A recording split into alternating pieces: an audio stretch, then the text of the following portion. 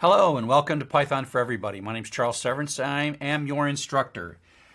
We named this Python for Everybody because we are dedicated to the notion that increasingly as our lives are surrounded by technology, that we want you to become a maker of technology and not just a consumer of technology. You want to change your perspective from, this side of technology where you're looking at it to the other side where you're back here. You're like a creator of the technology and you can create things.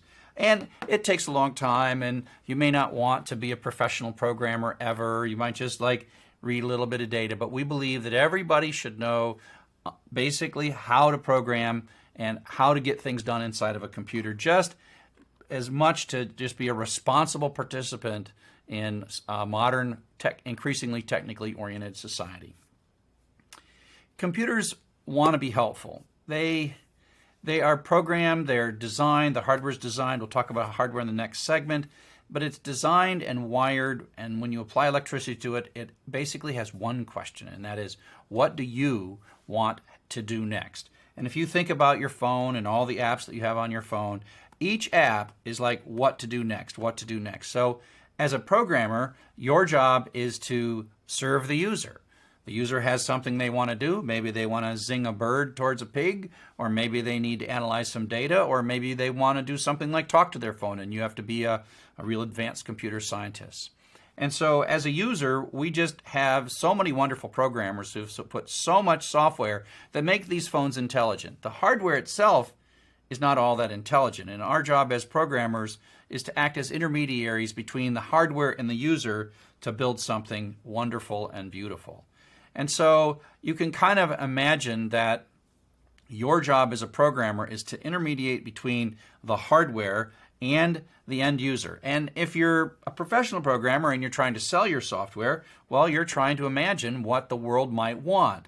And you can imagine all these app stores, etc. And these are places that you can build software and exchange that software with other folks and help people out. And like I said, we are trying to flip you from one side of this device to the other side of this device, where you are the maker. And you can think of this as a tool to manage your calendar or drive your car and read a map or whatever. But when you look at it from the other side, when you look at it from being a programmer, you use things like compilers and interpreters and programming languages and networks, etc. And we actually have tools that we are going to learn to use. Python is a tool that the programmers on the back side of this computer use to make new things for the front side of the computer.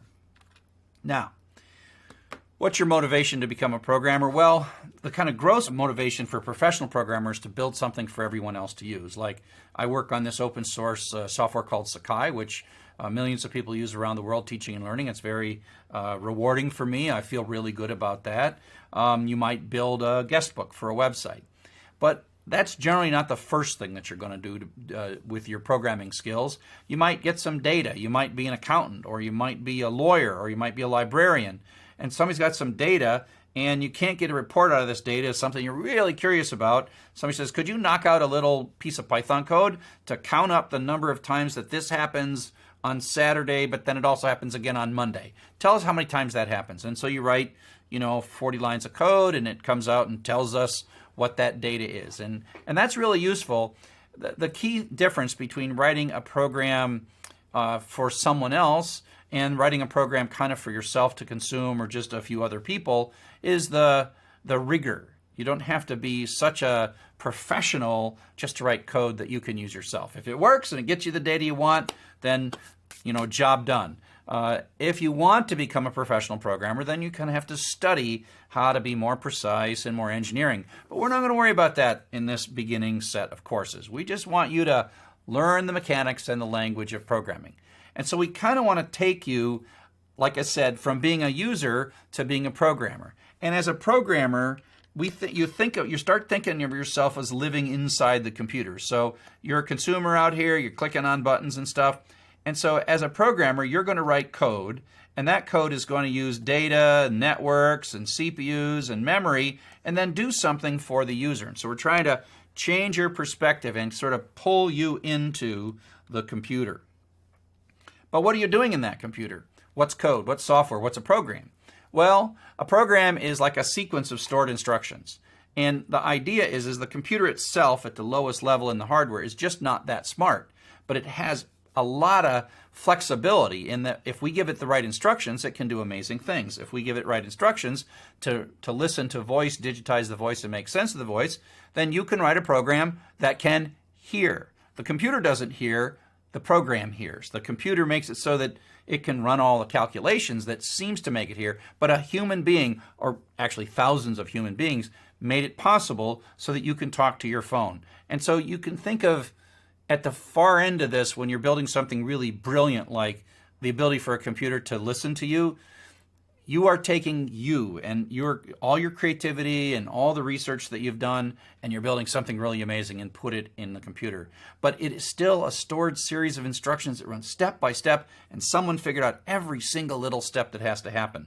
And so once we've figured this out, we write the instructions carefully, and then we give it to somebody. Here is a program that does voice recognition.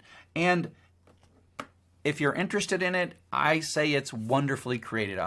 As a professional programmer, I have loved my life. I have loved the kinds of things that I do, that I build things for people, and I make them happy, and then I sort of feed off of that, and then I build something else. But ultimately, it's just a set of instructions. If you're like, what's in a set of instructions? Well, here we go. Here is a program for a human being. Now, I may be showing my age a little bit, but this is a YouTube video. Hopefully it's not taken down by copyright or whatever, on this song called the Macarena. And so the Macarena is an algorithm or a series of steps that hopefully you know, 5 years ago or many years ago, you'd go to the bar and you'd watch all these people doing these things, putting their hands up and putting their stuff around and wiggle, wiggle, wiggle, and turning around, right? And you sit in there and you're like, okay, what's the sequence of instructions that they're doing? As a matter of fact, there's a looping thing. As long as the music plays, you put your left hand out, you put your right hand out, you flip your left hand, flip your left hand, flip your right hand. I forgot all about it. But here's something I want you to do. I want you to look at this slide, and I'm going to be quiet for a minute.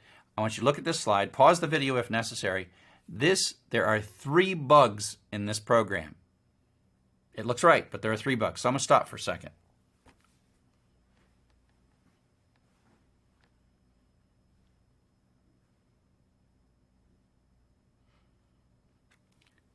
So hopefully you paused if you had to. But now I'm going to come back and I will show you what the bugs are. And here are the 3 bugs. Now, if you didn't find them, even if you look closely, you have learned something about human beings. And that is that we human beings operate in an error-filled world. There's typographical errors, people say things incorrectly, and we as people just fix them as we're perceiving them, as we understand them.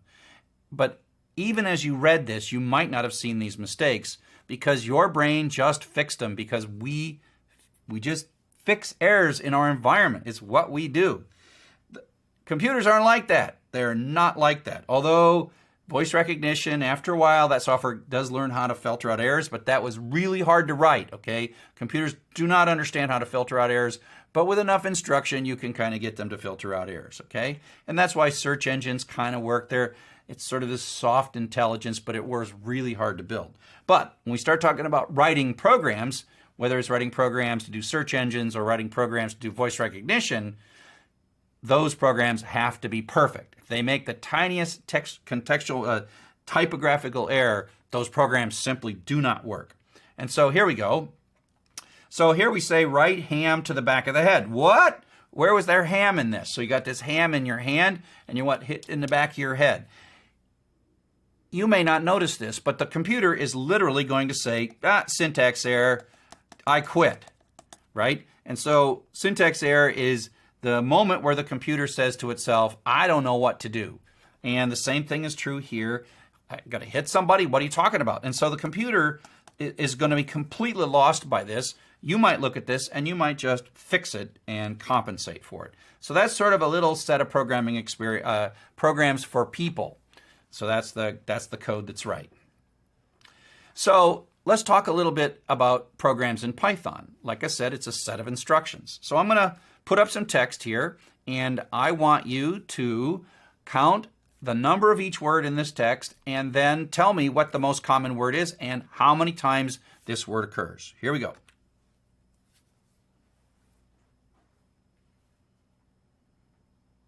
count.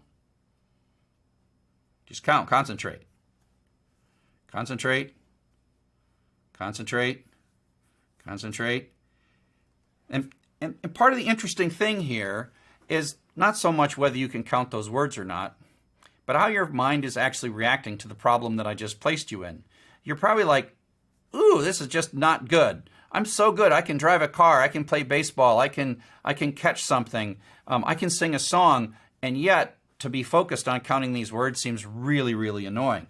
It turns out this is one of those things. Text analysis is one of those things that computers are really good at, and we humans are really bad at. So it's really great to delegate this problem to a computer if you know the language of the computer and you can talk to the computer. And so I don't expect you to look at this code. We're going to spend many weeks looking at all of the basics of this thing. But this is a program. This is a set of instructions. It's got about 11, 12 lines of code. And in it, we have instructed the computer to read through a bunch of text, count the words, and tell us what the most common word is. And so if we run this program and we give it, a file of words, it'll say the most common word is 2 and there's 16. That clown text that I just asked you to, the is the most common word, and there are 7 of those. And so this is basically an outline of a program that, it is a program that solves this problem that we will learn about. So don't try to learn this right away. Up next, we're going to talk about the hardware architecture and what goes on inside the computer that you're going to make use of as you become a programmer.